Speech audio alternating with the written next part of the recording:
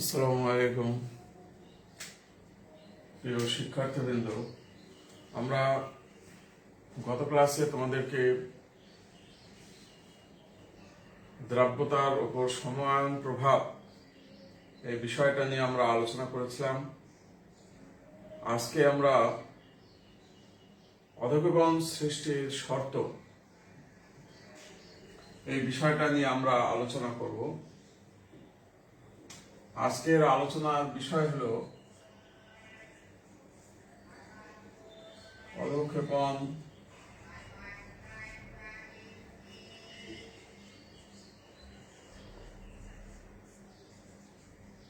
সৃষ্টির শর্ত। আমরা এই বিষয়টা নিয়ে আজকে আলোচনা করব। তোমরা সবাই লিখে নাও।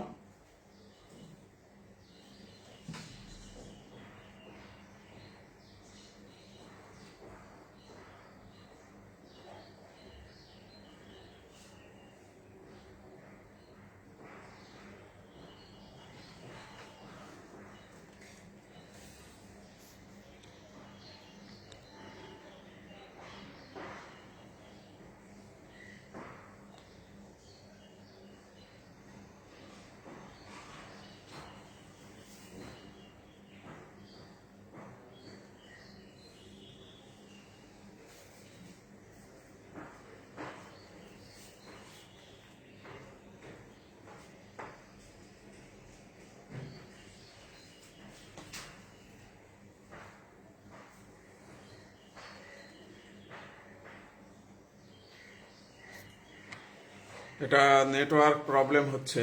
এইবার দেখা যাচ্ছে, দেখো এবার এবার সুন্দর দেখা যাচ্ছে। এবার আশা করি সুন্দর দেখা যাচ্ছে। আমাদের আজকের এবার সুন্দর দেখা যাচ্ছে। আমাদের আজকের আলোচনার বিষয় হলো অধঃক্ষেপণ সৃষ্টির শর্ত। ওকে, থ্যাংক ইউ।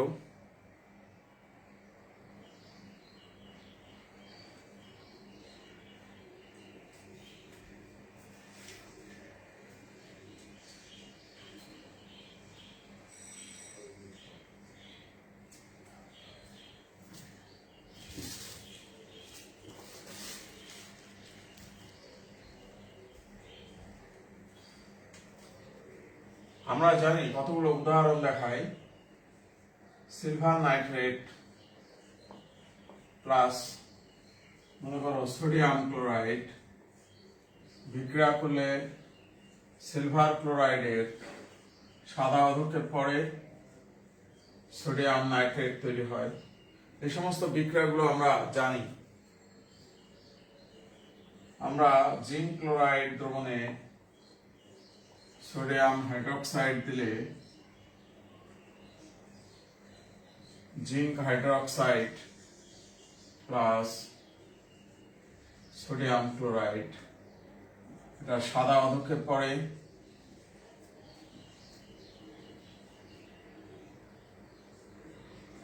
ফেরিক ক্লোরাইড দ্রবণে সোডিয়াম হাইড্রোক্সাইড যোগ করলে ফেরিক হাইড্রোক্সাইডের সাদা বাদামি অধক্ষেপ পড়ে। আমরা এই বিষয়গুলো সবাই জানি। তার মানে দুটো রাসায়নিক পদার্থ পরস্পর বিক্রিয়া করে যদি কোনো রাসায়নিক পদার্থ পাত্রের তলায় জমা হয় তখন সেটাকে আমরা অধক্ষেপ বলে থাকি।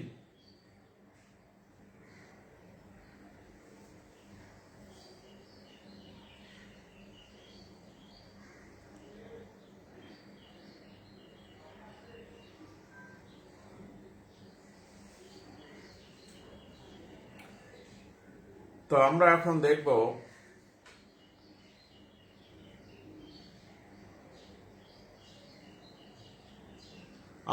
দেখব রাসায়নিক বিক্রিয়ার মাধ্যমে যে অধক্ষেপ পড়ে এটা আমরা আজকে পরীক্ষা করব যে অধক্ষেপ পড়বে কি পড়বে না।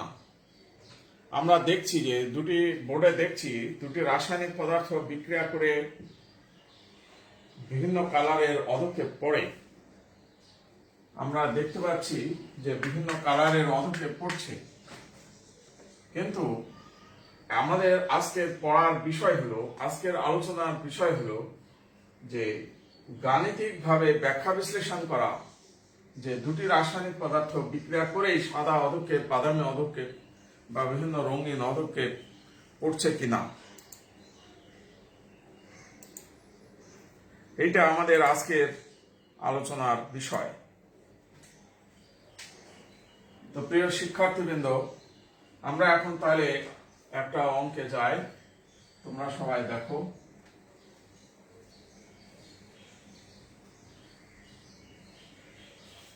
আমি আবার বলছি, আমাদের আজকের আলোচনার বিষয় হলো যে গাণিতিকভাবে প্রমাণ করা, গাণিতিকভাবে ব্যাখ্যা করা যে দুটি রাসায়নিক পদার্থ বিক্রিয়া করে অধক্ষেপ পড়বে কি না। আশা করি তোমরা সবাই আজকের পড়াশোনার বিষয় তোমরা বুঝতে পেরেছ। এখন সেটাই আমরা আলোচনা করব। মনে করো এরকম একটা পাত্র দেওয়া আছে, এখানে মনে করো আর একটা এরকম পাত্র দেওয়া আছে। এই পাত্রটা হলো ক দ্রবণ, এই পাত্র মনে করো খ দ্রবণ। দুটো দ্রবণ দেওয়া আছে। এই দ্রবণে মনে করো জিঙ্ক ক্লোরাইড দ্রবণ আছে, আর এখানে মনে করো সোডিয়াম হাইড্রোক্সাইড দ্রবণ আছে। এটার ঘনমাত্রা মনে করো 30 মিলিলিটার আছে, আর এখানে মনে করো 0.01 মোলার দ্রবণ আছে। আর এখানে তোমার 5 মিলিলিটার সোডিয়াম হাইড্রোক্সাইড দ্রবণ নেওয়া হলো, আর এর মোলারিটি নেওয়া হয়েছে 0.01 মোলার।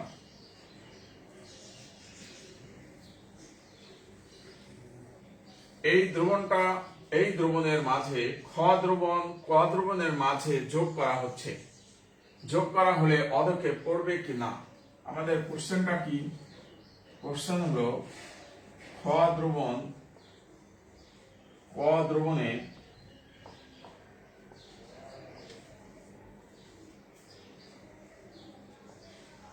যোগ করলে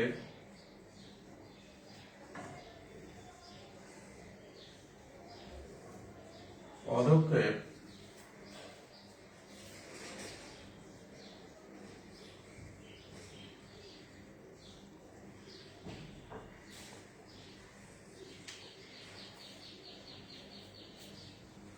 আমাদের কোশ্চেনটা তোমরা সবাই লিখে নাও।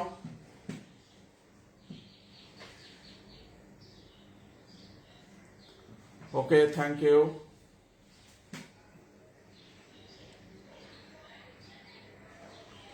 দীপা সরকার।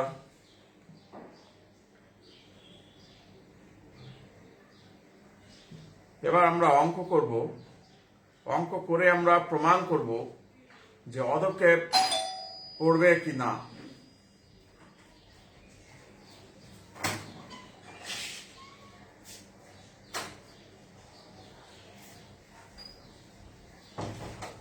এবার দেখো, এখানে আমি কোশ্চেনটা মুছে দিলাম। কোশ্চেনটা সবার লেখা হয়েছে আশা করি।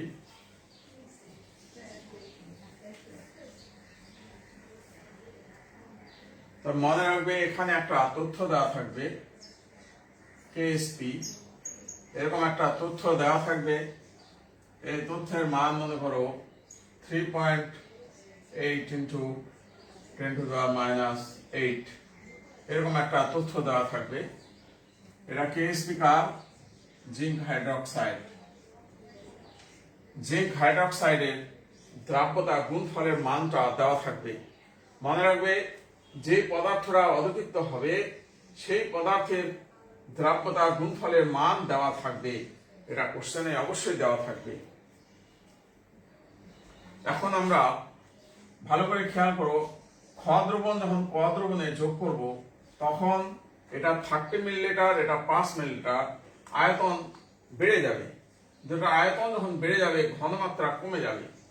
তাহলে কি হবে সেটা আমি লিখছি, তোমরা দেখো আগে। তোমরা সবাই আগে লিখে নাও।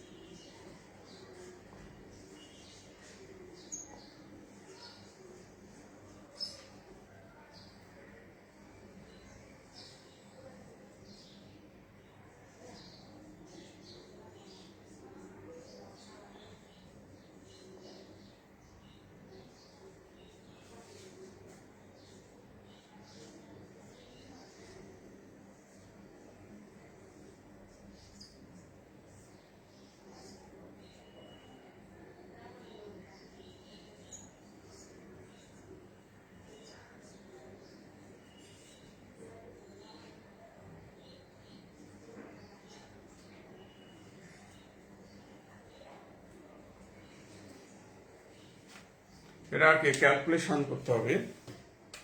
ক্যালকুলেশনটা আমি করে দিচ্ছি।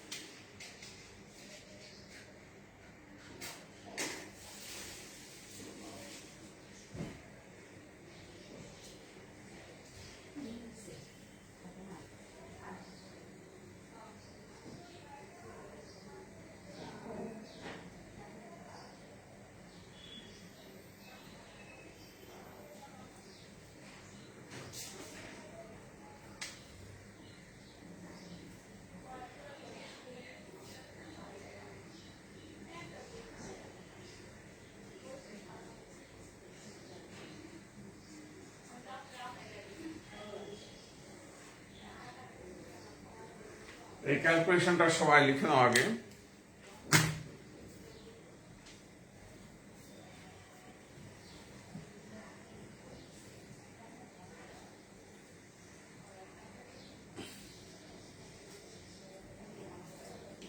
এটা আমাদেরকে এখন একটু বুঝতে হবে। আমি একটু বুঝিয়ে দিই। ধরো জিঙ্ক ক্লোরাইডটা 30 মিলিলিটার আছে, যখন এই দ্রবণটা এখানে যোগ করব তখন 30 আর 5 35 মিলিলিটার হয়ে যাবে। 35 মিলিলিটার আয়তন বেড়ে গেল, তাহলে আয়তন 30 থেকে 35 হয়ে গেল, তাহলে তার ঘনমাত্রা চেঞ্জ হয়ে যাবে। আয়তন চেঞ্জ হওয়া মানে ঘনমাত্রাও চেঞ্জ হয়ে যাবে। তাহলে ঘনমাত্রা চেঞ্জ হবে, কত হবে সেটাই আমরা বের করছি। যে V1S1 যদি এত এত হয়, তাহলে V2 আর S2, তাহলে S2 এর মানটা এখন কত হবে? এখানে ক্যালকুলেশন করলে ঘনমাত্রা এত হয়ে যাবে। যে ঘনমাত্রা 0.01 ছিল, এখন ঘনমাত্রা 8.57 ইন্টু 10⁻³ এত মোলার হয়ে যাবে, চেঞ্জ হয়ে। এবার অনুরূপ ভাবে সোডিয়াম হাইড্রোক্সাইডের ক্ষেত্রে কি হবে?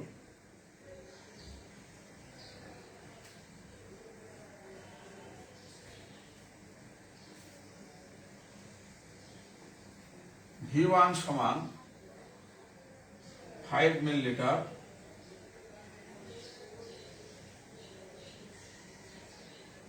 S1 সমান 0.01 মোলার। V1S1।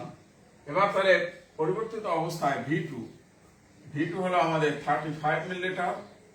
তখন আমাদের S2 এর মান হোয়াট? ফর্মুলা আমরা ইউজ করব।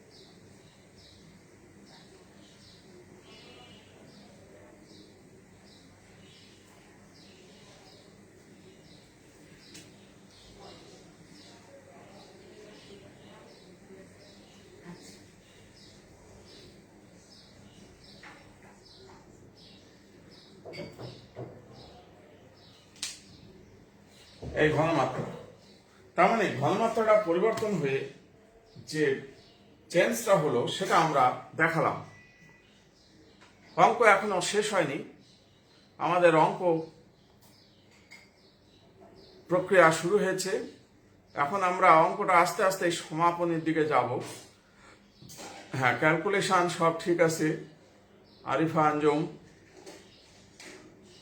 এখন আমরা পরবর্তী আলোচনায় আসব। দেখো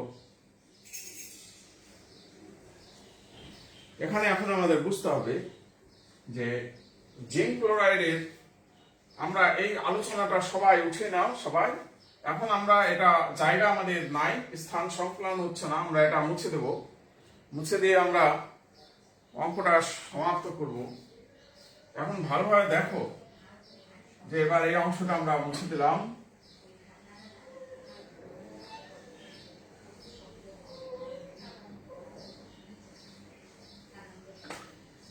এখানে আমাদের কাজটা করতে হবে। এটা হলো তাহলে কার ঘনমাত্রা? জিঙ্ক ক্লোরাইডের ঘনমাত্রা। ভালো করে দেখো যে জিঙ্ক ক্লোরাইডটা আয়নিত হয়ে জিঙ্ক আয়ন প্লাস দুটা ক্লোরিন আয়ন তৈরি করছে। দ্যাট মিনস এখানে এটার ঘনমাত্রা যা হবে এটার জিঙ্কেরও তাই হবে। অতএব জিঙ্ক ক্লোরাইড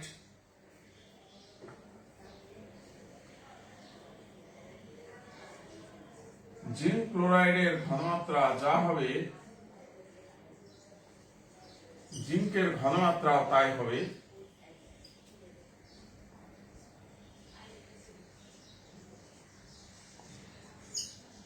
এত মোলার। আর একটা কেস এখানে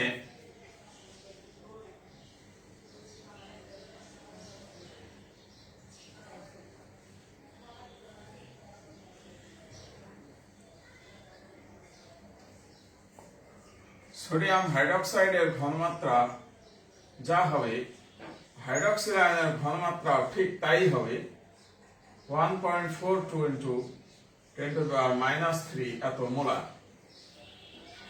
সোডিয়াম হাইড্রোক্সাইড দেখো জিঙ্ক ক্লোরাইড থেকে 1 মোল জিঙ্ক ক্লোরাইড 1 মোল জিঙ্ক তৈরি করে, তাই জিঙ্ক ক্লোরাইডের ঘনমাত্রা যা হবে জিঙ্ক আয়নের ঘনমাত্রা তাই হবে। অনুরূপভাবে সোডিয়াম হাইড্রোক্সাইডের ঘনমাত্রা যা হবে হাইড্রোক্সিল আয়নের ঘনমাত্রাও তাই হবে। এই অবস্থাটা আমরা পেলাম। এখন আমরা আমাদের উদ্দেশ্য হলো যে জিঙ্ক হাইড্রোক্সাইডের অধক্ষেপ পড়বে কিনা এটা আমাদের দেখা। এখন আমরা কি করব, জিঙ্ক হাইড্রোক্সাইড যদি আয়নিত হয় জিঙ্ক আয়ন প্লাস দুটো হাইড্রোক্সিল আয়ন তৈরি করবে। এখান থেকে তাহলে আমাদের আয়নিক গুণফল KIP, আইতে হলো আয়নিক আর পিতে হলো প্রোডাক্ট, আয়নিক গুণফল মানে জিঙ্ক আয়ন এবং হাইড্রোক্সিল আয়নের আয়নিক গুণফল, zinc ion into hydroxyl ion. এখানে যেহেতু 2 মোল আছে 2টা স্কোয়ার হয়ে যাবে। এখন আমরা জিঙ্ক আয়নের মান এটা পেয়ে গেছি 8.57 10⁻³ ইন্টু হাইড্রোক্সিল আয়ন হলো 1.42 ইন্টু 10⁻³ আমরা যদি এই মানটার উপরে স্কোয়ার আছে আমরা এটা ক্যালকুলেশন করব। এখন এটা ক্যালকুলেশন করে দেখব কি অবস্থা দাঁড়ায়।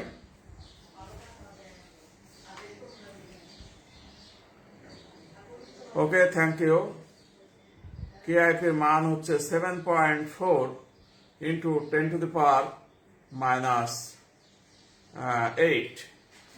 7.4 এটা ক্যালকুলেশন করলে 7.4 ইন্টু 10⁻⁸ এই রেজাল্ট আসছে। এটা KIP এর মান। আর তোমরা ভালোভাবে খেয়াল করে দেখো এখানে KIP এবং KSP দুটো মানের কথা বলা হয়েছে। এখানে দেখো KSP এর মান হলো এটা হলো KSP এর মান আর এটা হলো KIP এর মান। এই মান দুটো খেয়াল করে দেখো যে KIP এর মানটা KIP greater than KSP। Are always KSP এর মান দেওয়া থাকবে আর KIP টা আমাদের বের করতে হবে। KIP বের করে দেখবো যে KIP এর মানটা KSP অপেক্ষা বড়। যদি বড় হয় অতএব জিঙ্ক হাইড্রোক্সাইড অধক্ষিপ্ত হবে।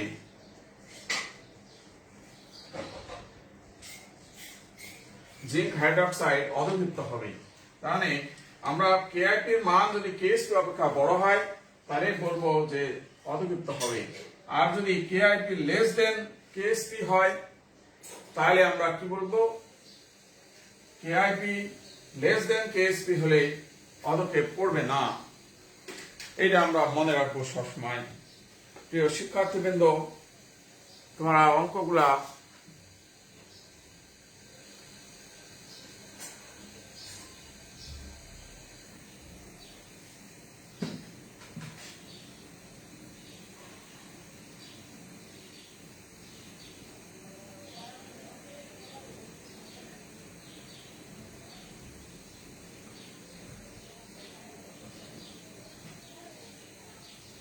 ওকে, ক্যালকুলেশন যদি ভুল হয় তাহলে তোমরা কারেকশন করে নাও। আমি ক্যালকুলেশনটা নিজে করছি, দেখি। 1.42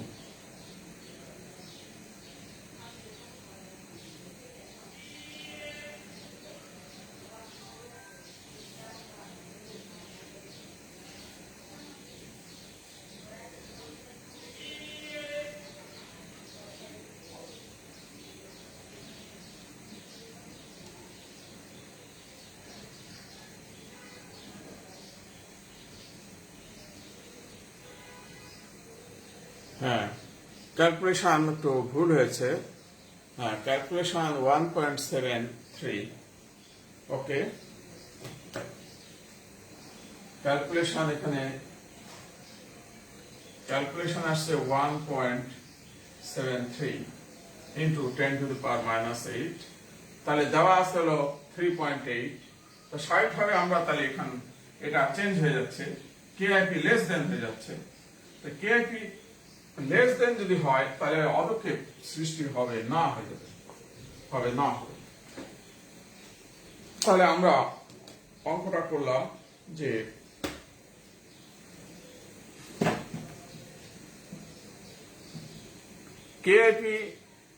কেআইপি লেস দেন কেএসপি হলে বুঝতে হবে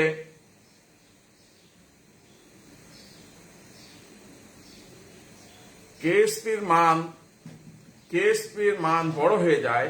এক্স্যাক্টলি এনায়েত হোসেন, তাসমিমা, তপা, তোমরা ঠিক বলছো। হ্যাঁ, চেঞ্জ হয়ে গেল রেজাল্টটা, ক্যালকুলেশনটা আমাদের ভুল হয়েছিল। হ্যাঁ, রাকিব আহমেদ সেডিমেন্ট পড়বে না, এক্স্যাক্টলি সেডিমেন্ট পড়বে না।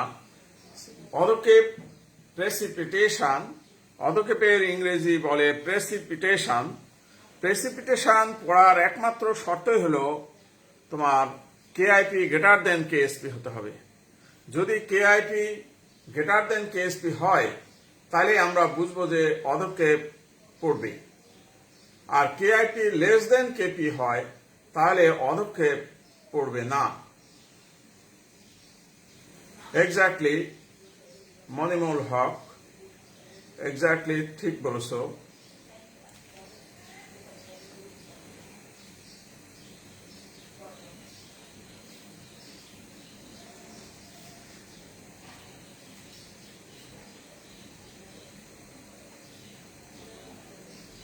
ওকে, থ্যাংক ইউ।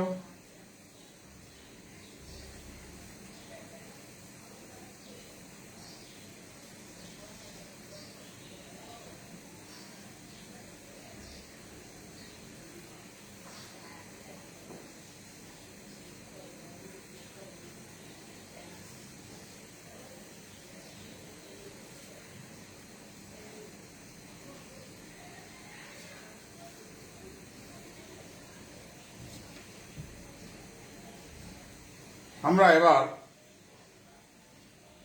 আরেকটা অঙ্ক করছি, তোমরা দেখো।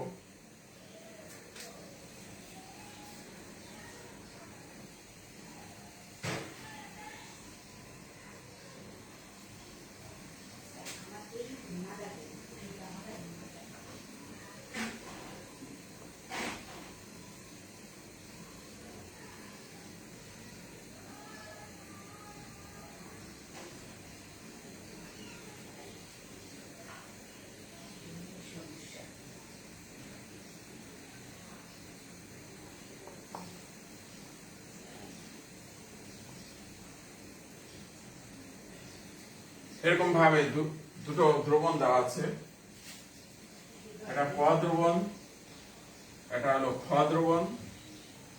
তোমাদের প্রশ্ন করা আছে, কোশ্চেন, খ দ্রবণ, ক দ্রবণে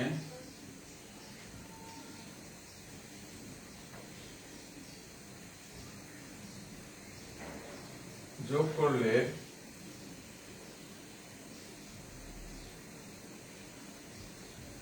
পদক্ষেপ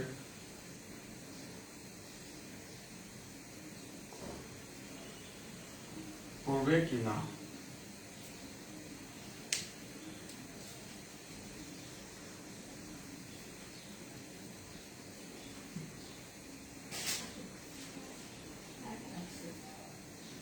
কোশ্চেনটা তোমরা উঠে নাও।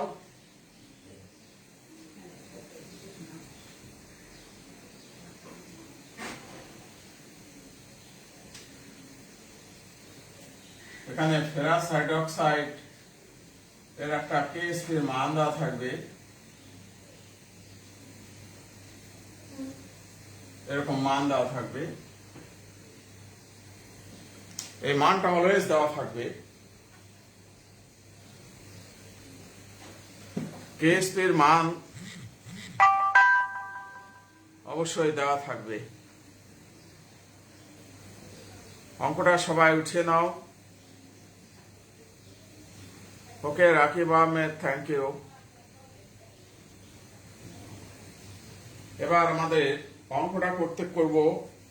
অঙ্কটা করার জন্য আমরা এবার কোশ্চেনটা আমাদের আপাতত প্রয়োজন নাই।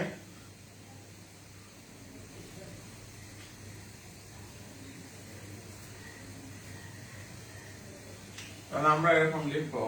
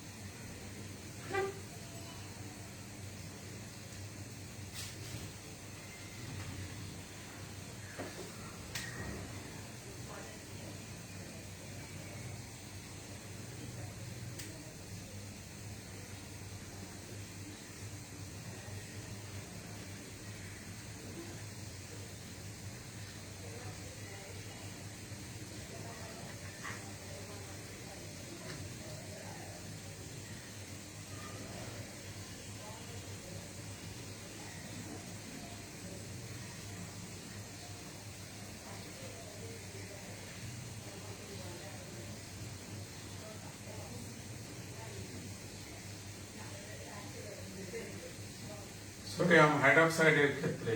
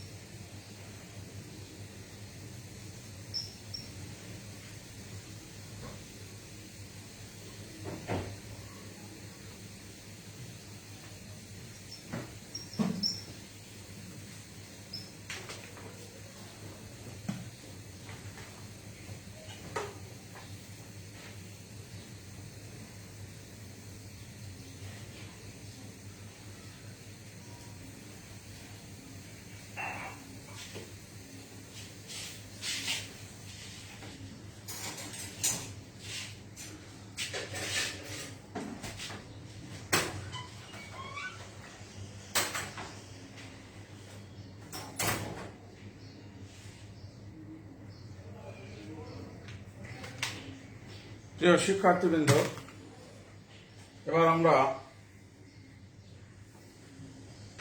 সব ক্যালকুলেশন গুলো আমরা দেখালাম।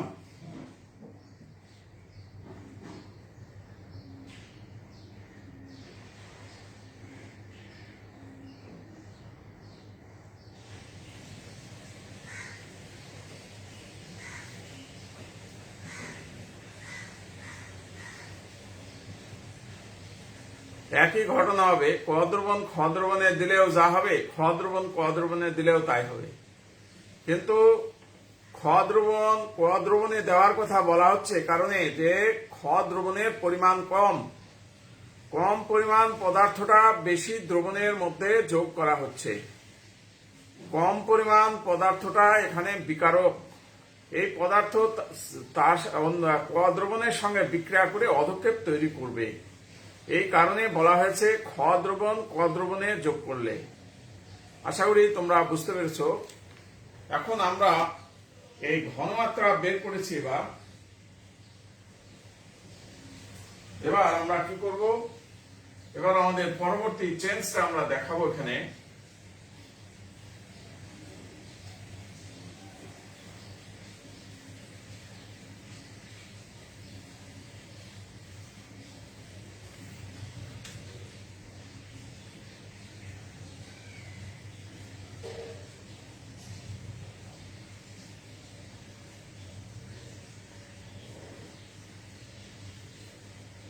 ফেরাস ক্লোরাইড থেকে ফেরাস আয়ন এবং ক্লোরিন আয়ন, তাহলে স্বাভাবিকভাবেই আমাদের ফেরাস ক্লোরাইডের ঘনমাত্রা যা হবে, ফেরাস আয়নের ঘনমাত্রাও তাই হবে, 0.016 মোলার এটা হবে। অনুরূপভাবে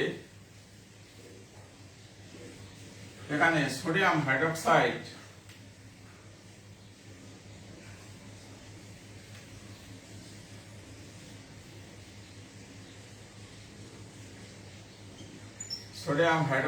আয়নিত হয়ে সোডিয়াম আয়ন এবং হাইড্রক্সিল আয়ন তৈরি করবে। এর মানে দেখা যাচ্ছে সোডিয়াম হাইড্রক্সাইডের ঘনমাত্রা যা হবে, হাইড্রক্সিল আয়নের ঘনমাত্রাও তাই হবে।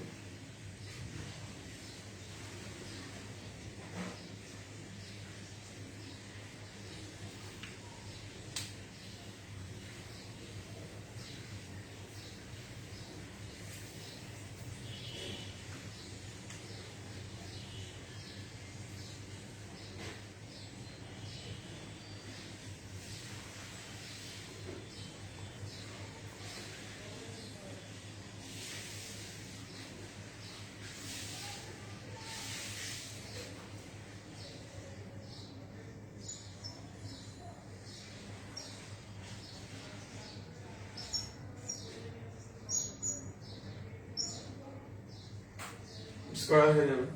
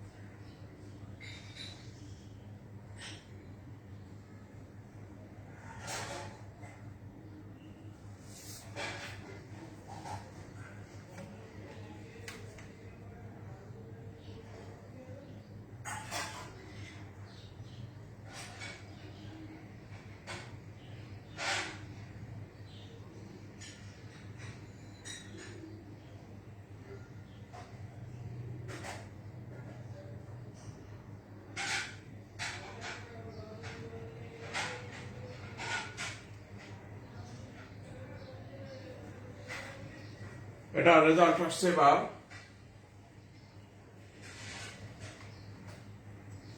6.4 into 10 to the power minus 5। তো স্বাভাবিকভাবে এটা দেখো যে KIP greater than KSP, অতএব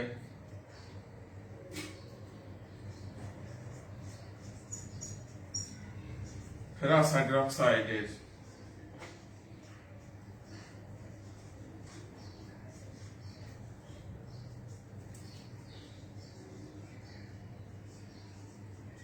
অধক্ষেপ পড়বে।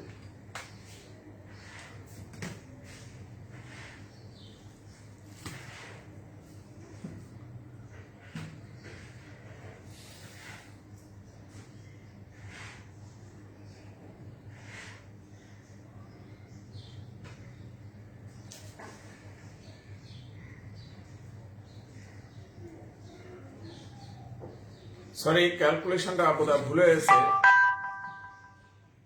6.4 10 to the power minus 8 হবে, এখানে একটু ভুলে গেছে, -8। অতএব কেআইপি তোমার এখানে লেস দেন কেএসপি, তাহলে আমাদেরকে পড়বে না। ক্যালকুলেশনটা ভালো করে দেখো।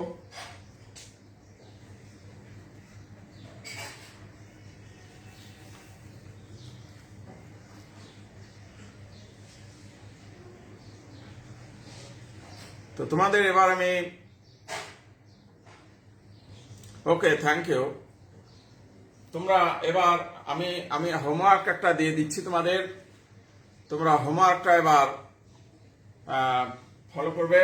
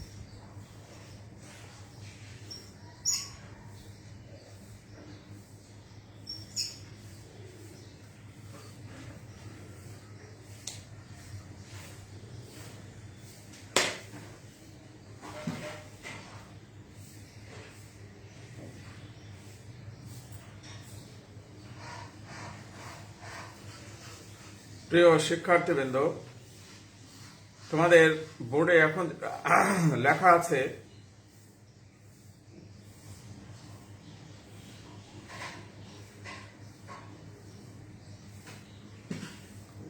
এই প্রবলেমটা তোমরা লিখে নাও। এই প্রবলেমটা তোমরা হোমওয়ার্ক করে আমাকে দিবে।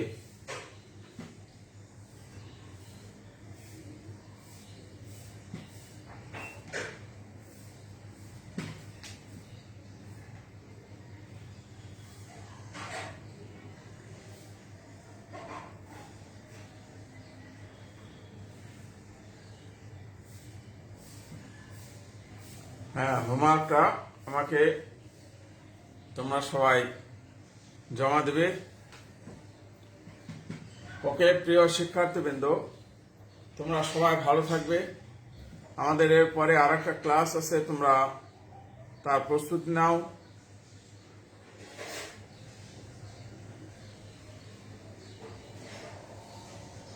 প্রিয় শিক্ষার্থীবৃন্দ, তোমরা সবাই ভালো থাকবে।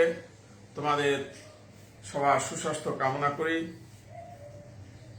করে আজকের ক্লাস আমি এখানেই শেষ করছি। আসসালামু আলাইকুম।